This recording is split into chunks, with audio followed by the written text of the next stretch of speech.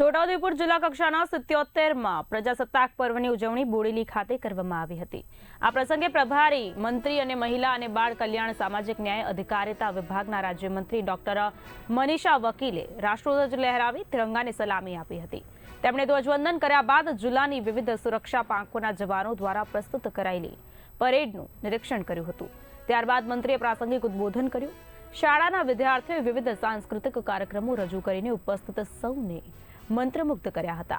આ કાર્યક્રમમાં જિલ્લાના વિવિધ વિભાગો દ્વારા ટેબ્લોનું નિદર્શન પણ કરવામાં આવ્યું। વર્ષ દરમિયાન વિવિધ કાર્યક્ષેત્રમાં વિશિષ્ટ સિદ્ધિ હાંસલ કરનારા કર્મયોગીઓ અને સ્વૈચ્છિક સંસ્થાના પ્રતિનિધિઓને મંત્રીના હસ્તે સન્માનિત કરવામાં આવ્યા હતા। કાર્યક્રમના અંતે મહાનુભાવો દ્વારા વૃક્ષારોપણ કરીને પર્યાવરણ સંરક્ષણનો સંદેશ આપવામાં આવ્યો હતો। આજે 77મો પ્રજાસત્તાક દિવસ નિમિત્તે છોટાઉદેપુર જિલ્લામાં આવવાનું થયું છે। આજના દિવસે જ દેશનું બંધારણને આપણે લાગુ કર્યું હતું અને એનો જ્યારે ઉજવણી થઈ રહી છે, સમગ્ર જિલ્લામાં એક અનેરું વાતાવરણ છે।